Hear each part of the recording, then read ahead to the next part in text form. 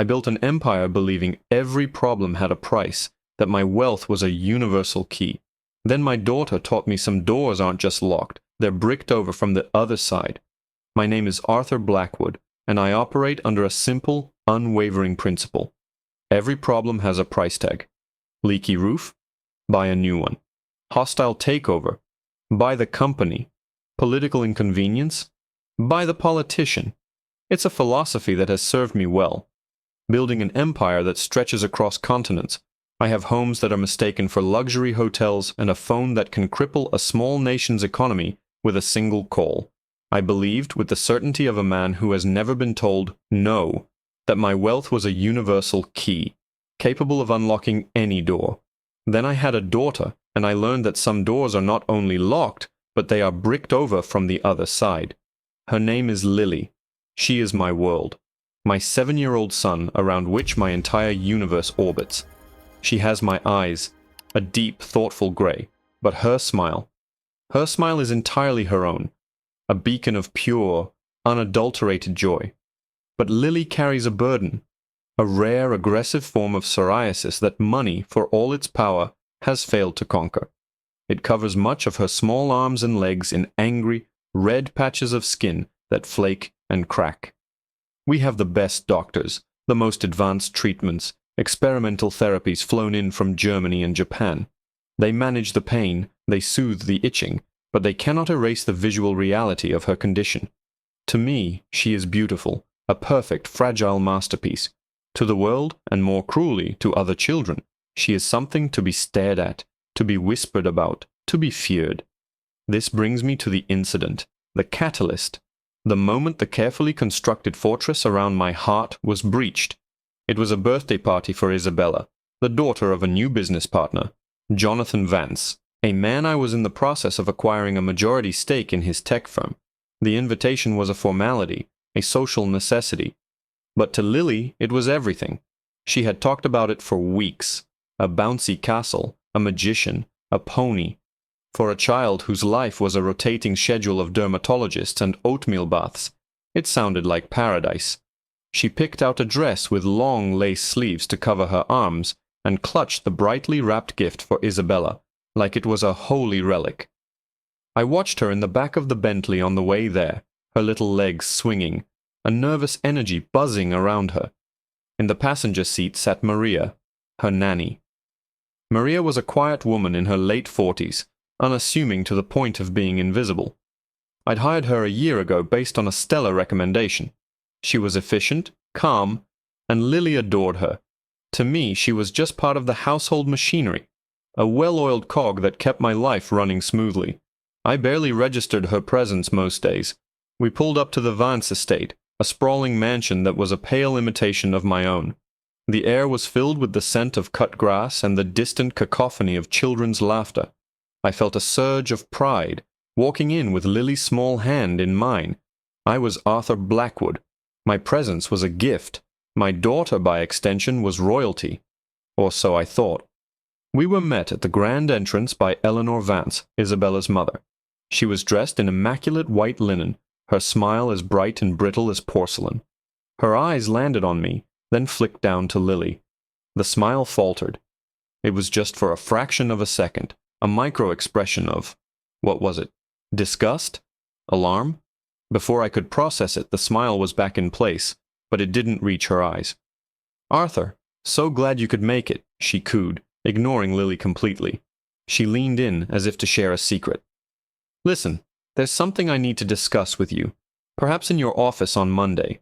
"We're not here to talk business, Eleanor," I said, my voice colder than I intended. I squeezed Lily's hand. "Lily has been looking forward to this all week. Say hello to Mrs. Vance, sweetheart."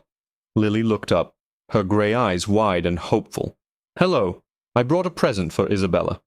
Eleanor's gaze dropped to Lily again, lingering for a painful moment on a small patch of red skin peeking out from her lace cuff. The porcelain smile cracked. "Oh, that's sweet of her." She turned back to me, her voice now a strained whisper. "Arthur, I'm terribly sorry, but I don't think this is a good idea. Some of the other parents, they're concerned. We just got over a round of hand, foot, and mouth disease last month, And, well, we can't be too careful. Her condition, is it contagious? The word hung in the air between us, ugly and sharp. Contagious. A pathetic, transparent excuse. My entire body went rigid. The polite murmur of the party faded into a dull roar in my ears. I, Arthur Blackwood, had just been told my daughter wasn't welcome. My Lily, who had spent an hour getting ready, her heart filled with nothing but excitement for a stupid, bouncy castle, was being rejected at the door like a stray animal. I felt a volcanic rage build inside me, the kind I usually reserved for boardroom betrayals. My first instinct was to destroy them. I could ruin Jonathan Vance with a few phone calls. I could buy his suppliers, poach his top talent, and leave his company a smoldering wreck by Tuesday. I opened my mouth to unleash a torrent of threats that would have made her immaculate white linen dress wilt. But then I felt a tiny tug on my hand. I looked down. Lily had understood every word. Her face, usually so expressive, was a perfect heartbreaking mask of blankness. Her shoulders had slumped. Her chin was tucked into her chest. She didn't cry. She didn't make a sound. She simply let go of my hand and took a half step back, as if trying to hide behind me. That silent acceptance, that resignation from a 7-year-old who had already learned the world would shrink away from her, shattered me more than any tantrum ever could. It was in that moment of my own frozen fury and grief that Maria moved. She had been standing silently by the car, but now she was beside us. She didn't look at Eleanor. She didn't look at me. Her eyes were only for Lily. She knelt down, her movements fluid and calm, and gently took Lily's hand. "I think," she said, her voice soft but clear, "that the pony here probably isn't as pretty as the ones we saw in that book yesterday. Is it, my love? I bet we could go home and draw an even better one." She helped Lily with the gift, placing it carefully on a nearby table without a word to our hostess, and then she guided my daughter back towards the car. It was an act of such quiet, profound dignity it left me speechless. She shielded Lily not just physically, but emotionally, creating a tiny bubble of grace in a moment of pure ugliness. The drive home was suffocatingly silent. I watched them in the rearview mirror. Maria was murmuring to Lily, who was tracing patterns on the window, her face turned away. I was vibrating with a helplessness I'd never known. Power, influence, billions of dollars. All of it was useless. I couldn't buy my daughter's happiness. I couldn't buy her acceptance. When we got back to the house, Lily went straight to her room with Maria. I went to my study, poured a whiskey that cost more than most people's rent, and stared out at the city lights. My city. And I made a decision. If the world wouldn't accept my daughter, I would force it to. I would build her a world so dazzling they'd be blinded to anything else. I strode into the hallway, my mind racing with plans. "Maria," I called out. She appeared from Lily's room, her expression unreadable. "Cancel all my appointments for the next month," I commanded, my voice booming with renewed purpose. "We're throwing a party. Not a party, a gala. Here. We'll have a circus, a private concert by her favorite pop star, fireworks that can be seen from space. We will invite everyone, the Vances, every parent from that school, every person of influence in this city. It will be an event so spectacular, so exclusive, that they won't dare to refuse. They will come, and they will see Lily, and they will be forced to accept her." I stood there, chest puffed out, proud of my brilliant brute force solution. I would bury their prejudice under a mountain of my success.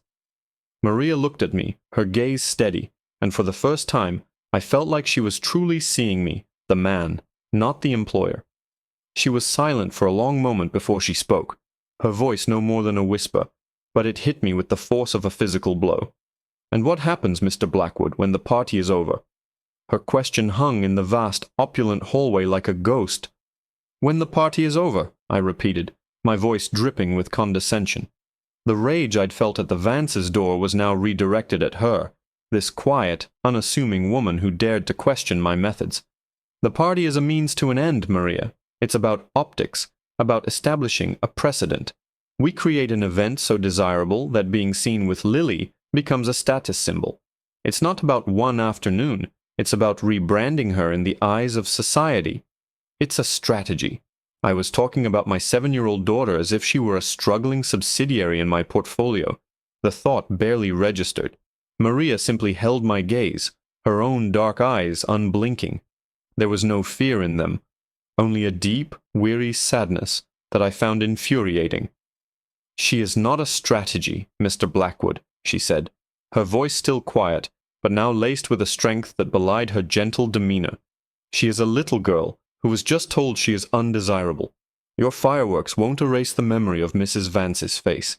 A pop star won't heal the wound that opened up in her heart this afternoon. All a party like that will do is put her on a stage, under brighter lights so more people can stare. It will be the same pain, just served on more expensive plates." "And what is your brilliant solution?" I shot back, taking a step closer. "We hide her away? Let her grow up believing what they said today is true? That she is something to be kept out of sight?" "No," Maria said, shaking her head slowly. "We give her what she actually needs, not what you think will fix the problem." "And what is that, precisely? You seem to have all the answers." My sarcasm was a shield, protecting the raw, helpless feeling that was clawing at my insides. She didn't answer my question. Instead, she asked one of her own. "Have you gone to see her since we got back?" The question stopped me cold. I hadn't. I had stormed into my study, my mind consumed with vengeance and grand plans. I was fighting a war on Lily's behalf, but I had completely forgotten about the soldier herself. A wave of shame, so potent it was almost nauseating, washed over me. I had no response. Maria's expression softened slightly. "She is not in her room crying, Mr. Blackwood. She is not hiding under her covers. Why don't you come and see?" She turned and walked towards Lily's room, not waiting to see if I would follow. My feet felt like lead, but I forced them to move. I was the master of this house, of this empire, yet I felt like a child being led to the principal's office. The door to Lily's room was slightly ajar. Maria pushed it open and stood aside, letting me look in. The scene inside was so simple, so profoundly peaceful, that it felt like a painting. Lily was sitting at her small art table, a box of colorful chalk pastels spread out before her. The room was silent except for the soft scratch of chalk on thick paper. Her brow was furrowed in concentration, her tongue peeking out from the corner of her mouth. She was drawing a pony. It had a wildly long, rainbow-colored mane and a tail that ended in a starburst of glitter. It was galloping across a field of purple grass under a yellow sky. It was a creature of pure, unadulterated imagination, vibrant and free. It was everything Lily must have felt. She wasn't in that moment at the Vance's door. I realized I was holding my breath. My grand, violent, expensive solution felt utterly ridiculous in the face of this quiet act of creation. Lily wasn't plotting revenge or wallowing in despair. She was healing herself, one colorful chalk stroke at a time, guided by the woman I paid to look after her. Maria had understood that what Lily needed wasn't a spectacle, but a sanctuary, a piece of paper and a box of pastels, a way to reclaim her own narrative. I backed away from the door, feeling like an intruder. I walked back down the hall to my study, Maria following silently. I went to the bar, but instead of pouring another drink, I just rested my hands on the cool marble. The confidence, the fury that had propelled me just minutes before had evaporated, leaving behind a hollow ache. "The gala is off," I said, my back still to her. I heard her take a small step into the room. "What do you suggest then, Maria?" I asked, the words feeling foreign in my mouth. I had never asked for an employee's suggestion on a personal matter in my life. "You're right. I don't know what to do. I can build skyscrapers and crush competitors, but I don't know how to help my own daughter. So tell me, what does she need?" I turned to face her. Her expression was no longer sad or challenging. It was thoughtful. She seemed to be weighing her words, considering a path I couldn't possibly see. "She needs a friend," Maria said simply, "not one whose parents are your business associates, not a child who has been taught to value perfection above all else. She needs a friend who understands what it feels like to be different, someone who won't stare at her skin because they are too busy navigating their own world." "And where do I find this magical child, Maria?" I asked, the cynicism creeping back into my voice. "Do I put out an advertisement? Billionaire seeks slightly damaged playmate for his daughter. A faint smile touched her lips for the first time. No, Mr. Blackwood, you don't have to. She paused, taking a deep breath as if steeling herself to cross a line she had never crossed before. I know someone. My sister's son. His name is Leo. I waited, expecting more. Details about his school, his parents, their social standing. When none came, I prompted her. And? What's his story? He's 8 years old. He's bright and kind, and he has a gentleness you rarely see in boys his age, she explained. He and Lily, I think they would understand each other. He also has a condition, one that makes other children uncomfortable. I felt a flicker of hope. This was it, a solution, a simple, elegant, human solution. What is it? A severe allergy? A disability? I was already calculating the logistics. I could provide the best care, make any accommodations necessary. Maria looked down at her hands, then back up at me, her gaze piercing. It's not something you can see, Mr. Blackwood. Not like Lily's psoriasis. She paused, and the weight of that pause filled the entire room. He doesn't speak. Not to anyone. He hasn't uttered a single word in over 3 years. A child who doesn't speak. The idea was so alien to my world of constant negotiation, of deals brokered on the power of the spoken word. My entire empire was built on language, on persuasion, on commands, on threats. Silence, in my experience, was a weakness to be exploited, not a condition to be understood. My initial flicker of hope dimmed, replaced by a deep-seated skepticism. How could a boy who couldn't even communicate possibly be a friend to my daughter? How could he stand up for her, or with her, if he didn't have a voice? He's mute? I asked, the words sounding crude and clinical. Traumatic, I assume. Maria flinched slightly at my tone, but her composure held. The doctors call it selective mutism. It started after his father left. It's not that he can't speak, Mr. Blackwood. He just doesn't. He communicates in other ways. He draws. He writes. He uses his hands. He is one of the most expressive people I know. You just have to learn his language. I paced the length of the study, the plush Persian rug muffling my frustrated steps. This felt like a step backward, trading a visible problem for an invisible one, exchanging stares for an unnerving, impenetrable silence. Maria, I appreciate the thought. I truly do. But Lily needs to build her confidence. She needs to be around children who can model normal social interaction. How is a friendship with a silent boy supposed to help her face a world full of cruel words? Because he won't use any, Maria replied, her voice firm. He won't ask what's wrong with her skin. He won't whisper about her to other children. He will just see her. And maybe, she added, her voice softening, Lily will see him. A boy who is judged for something he cannot control, just like her. Perhaps they don't need to model the world's idea of normal. Perhaps they just need to build a world of their own, for two. Her words were a direct challenge to every one of my instincts. My way was to confront, to overwhelm, to dominate a problem into submission. Her way was to connect, to find a quiet space away from the noise. It was a strategy of retreat, and I abhorred retreat. But I couldn't get the image of Lily at her art table out of my head, creating her own vibrant world with a rainbow-maned pony. Maybe Maria was right. Maybe the battle wasn't meant to be fought in the gilded cages of society events. All right, I said, the word feeling like a concession of defeat. Arrange it, a play date, here, tomorrow. The speed of my decision was less about conviction and more about a desperate need to do something, anything other than marinate in my own powerlessness. But Maria, I added, pointing a finger at her, I'll be observing. If I feel for 1 second this is making things worse for her, it's over. Of course, Mr. Blackwood, she said, with a quiet nod that conveyed more confidence than any of my blustering ever could. The next afternoon, a modest sedan, a stark contrast to the fleet of luxury vehicles that usually graced my driveway, pulled up to the main gate. Maria went to meet them. I watched from my study window as a woman I assumed was her sister, looking tired and anxious, got out of the driver's side. Then a small boy emerged from the back.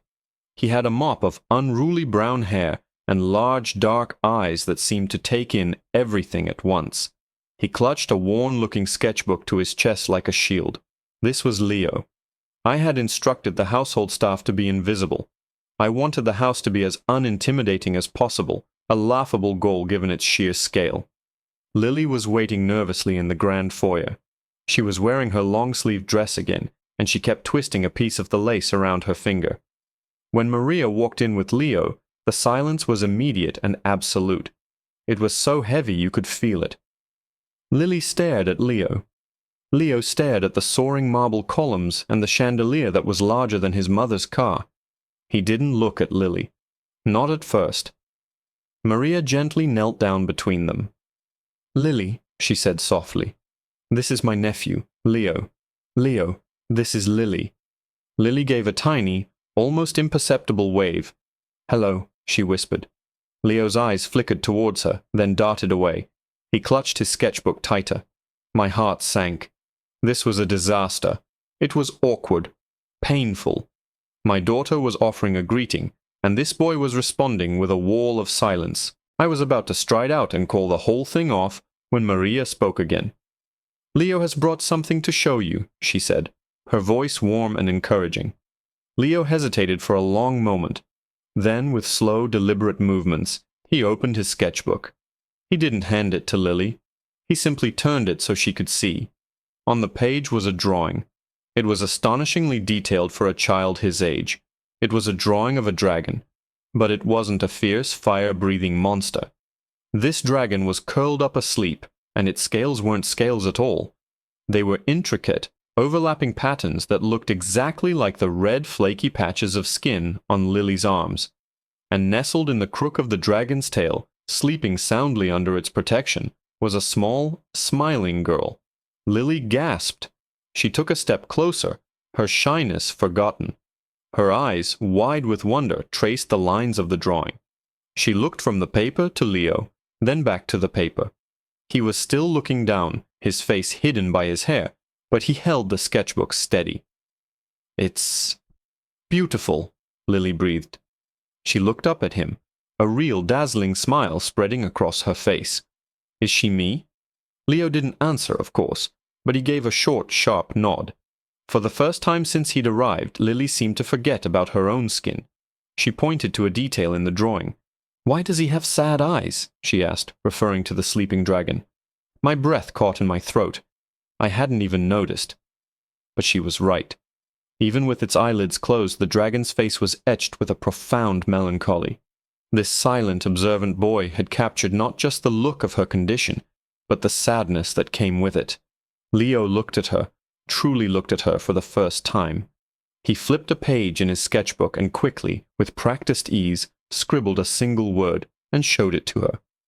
Lonely.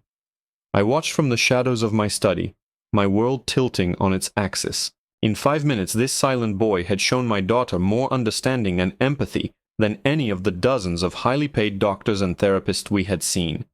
He hadn't recoiled from her condition. He had transformed it into art, into mythology. He had given her a guardian dragon. They spent the next hour in the garden. They didn't speak.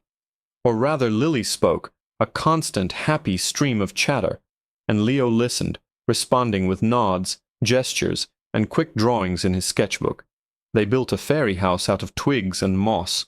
They watched the koi in the pond.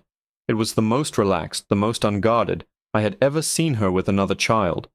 I felt a sense of relief so profound it almost brought me to my knees. Maria had been right. As the afternoon light began to fade, Maria's sister came to pick Leo up. Lily walked them to the door, a small, sad look on her face. "Will you come back?" she asked Leo directly. Leo gave another one of his sharp nods. Then he did something unexpected. He reached out and very gently touched the lace sleeve of her dress, right over one of the patches of her psoriasis. It wasn't a touch of curiosity or revulsion. It was a touch of solidarity, a silent acknowledgement of their shared world. I felt a lump form in my throat. I had been so wrong. After they left, I found Lily back at her art table, drawing furiously. I walked over and looked over her shoulder. She was drawing two children, a boy and a girl, holding hands. They were riding on the back of a huge, gentle-looking dragon with scales made of red flowers. "I had a good day, Daddy," she said, not looking up from her work. "I know, sweetheart," I said, my voice thick with emotion. "I'm glad." That evening, I called my head of security into my study. "I want a full background check on the family of our nanny, Maria," I instructed. "Her sister, her nephew Leo, the boy's father. Everything. I want to know who these people are." It was standard procedure, a reflex. I needed to understand every variable, control every outcome. This boy was now in my daughter's life, and I needed to know his whole story. My security chief, a man named Peters who was as discreet as he was ruthlessly efficient, returned to my study 2 hours later. He placed a thin manila folder on my desk. "That was fast," I commented, opening it. "There wasn't much to find, sir. The mother works 2 jobs to make ends meet. The boy, Leo, has no record of behavioral issues at school. Just the mutism. But there is something you should know about the father." I looked up from the page. "The one who left?" "He didn't just leave, Mr. Blackwood," Peters said, his face grim. "He's in prison. He was a low-level enforcer for the O'Malley crime syndicate." The words hit me like a physical blow. The O'Malleys. My smile vanished. They weren't just some street gang. They were my direct competitors in a brutal, clandestine war for control over the city's shipping ports, a war that had turned bloody more than once. This wasn't a coincidence. This couldn't be a coincidence. "And his name?" I asked, my voice dangerously quiet. Peters swallowed hard. "Daniel. His last name is Vance." Vance. The name echoed in the cavernous study, a sonic boom that shattered the fragile peace I had just begun to feel. It was the name of the man whose wife had humiliated my daughter, the man whose company I was in the process of dismantling out of sheer spite. Daniel Vance, Leo's father, an enforcer for a rival syndicate. The pieces clicked into place with horrifying clarity, forming a picture I didn't want to see. This wasn't a coincidence. This was an infiltration.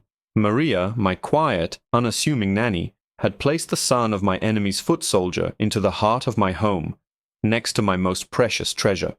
My blood ran cold, then hot with a familiar volcanic rage.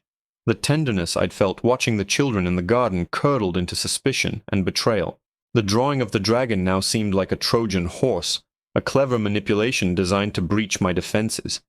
Every kind word from Maria, every gentle gesture was now suspect. Was her quiet courage a lie? Was this all an elaborate play for information, for leverage? "Get her!" I snarled at Peters. My voice was a low growl, stripped of all its usual boardroom polish. "Bring Maria to me. Now." Peters vanished, and I was left alone with the folder and the toxic thoughts swirling in my head.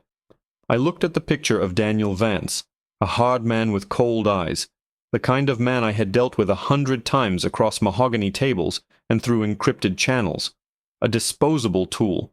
But his son had reached my daughter in a way no one else could. Was that part of the plan? To use an innocent child, a silent, broken boy, as a weapon against me. The cruelty of it was breathtaking. The study doors opened. Maria stood there, flanked by Peters. Her face was calm, but I could see a flicker of confusion in her eyes. She had probably been putting Lily to bed, singing her a lullaby, while I was discovering her treachery. "Leave us!" I commanded Peters. The door clicked shut, sealing us in. I didn't offer her a seat. I stood behind my desk, the folder a damning indictment between us. "Vance," I said, my voice flat and cold. "Leo's last name is Vance. Any relation to Jonathan Vance?" Her composure finally broke. A look of genuine shock crossed her face. "Jonathan? The man from the party? No, of course not. Vance is a common name. My sister, her husband's family, is from the other side of the city." "The side of the city the O'Malleys control," I shot back, slapping the open folder on the desk. "Daniel Vance, an O'Malley enforcer, serving 10 years for aggravated assault. That's Leo's father, your nephew's father. And you bring him into my house?" Maria visibly paled. She looked at the file, then back at me, her eyes wide with a dawning horror. It wasn't the look of a caught spy. It was the look of a woman realizing the terrible, dangerous connection she had unwittingly made. I didn't know," she stammered. "I mean, I knew Danny was in trouble, that he was a bad man. That's why my sister left him, why Leo stopped speaking. But I never knew who he worked for. I swear to you, Mr. Blackwood, I would never ever put Lily in danger. I just thought Leo could help her." I wanted to believe her. Every fiber of my being screamed that her concern for Lily was real. I had seen it in her eyes at the Vance's door. I had heard it in her voice when she challenged my foolish gala. But the world I lived in was built on a foundation of mistrust. Coincidences were for the naive. "So it's just a grand cosmic joke?" I sneered. "On the same day my daughter is rejected by one Vance, you offer up another one as a solution. The son of a thug working for my business rival." "I didn't know they were your rivals," she pleaded, her voice cracking. "I don't follow your business dealings. I clean Lily's scraped knees. I read her stories. I help her draw ponies. My world is her, Mr. Blackwood. Nothing else." I stared at her, searching for the lie, for the flicker of deceit that would confirm my suspicions. But I saw only a raw, terrified honesty. I saw a woman who had tried to solve a problem with the only tool she had: human connection. And in doing so, she had stumbled into a war she knew nothing about. The rage inside me began to subside, replaced by a cold, hard reality. It didn't matter if Maria was innocent. The connection was made. Leo was a vulnerability, a link, however tenuous, between my daughter and a world of violence I had meticulously kept her shielded from. The O'Malleys were ruthless. If they ever discovered that the son of one of their jailed men had access to Arthur Blackwood's daughter, the possibilities were unthinkable. "He can't come back," I said, the words tasting like ash. "It's over. The risk is too great." Maria's face crumpled. "Please, Mr. Blackwood, don't do this. Don't punish the children for the sins of men they don't even know. Today was the first time I've seen Lily truly happy in months. And Leo, I've never seen him connect with anyone like that. You saw it yourself." She was right. I had seen it. I had seen a silent boy give my daughter a guardian dragon. I had seen my daughter give that boy a reason to share his world. I was Arthur Blackwood. I didn't run from risks. I managed them. I controlled them.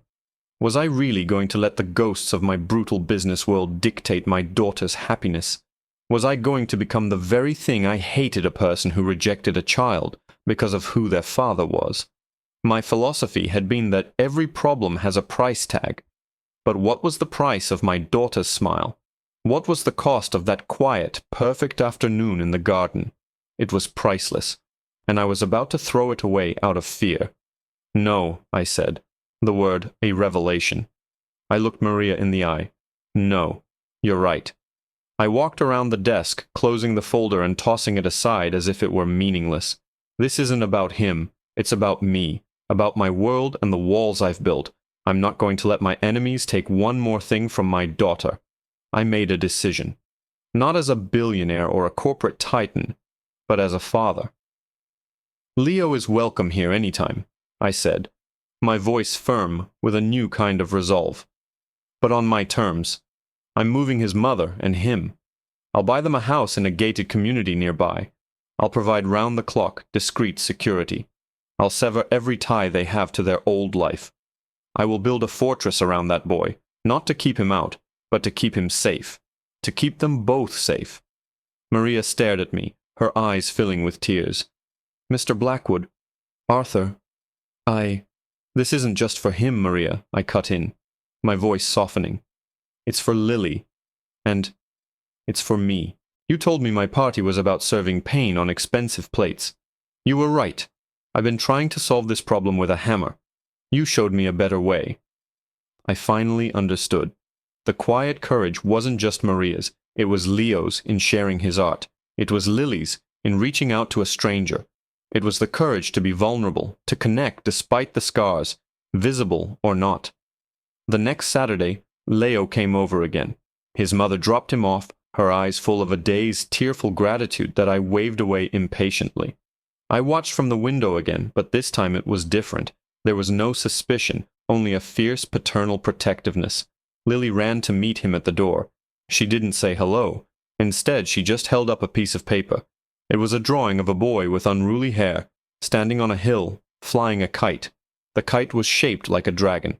Leo looked at the drawing, and then he looked at Lily, and for the first time, a small, hesitant smile touched his lips. He reached into his own bag and pulled out his sketchbook, already opened to a new page. He had drawn a garden, with 2 swings hanging from a large oak tree. On one swing was the girl with the dragon-scale skin. On the other was the boy who didn't speak, and they were swinging so high their feet were touching the clouds. My phone buzzed. It was a text from Jonathan Vance, groveling for a meeting. I looked at the phone, then back at the 2 children walking into the garden, already lost in their own silent, beautiful world. I deleted the message without a reply. Some problems don't need a price tag. Some battles aren't won with power and fury. They are won with quiet courage, a box of chalk pastels, and the silent, perfect language of a shared soul.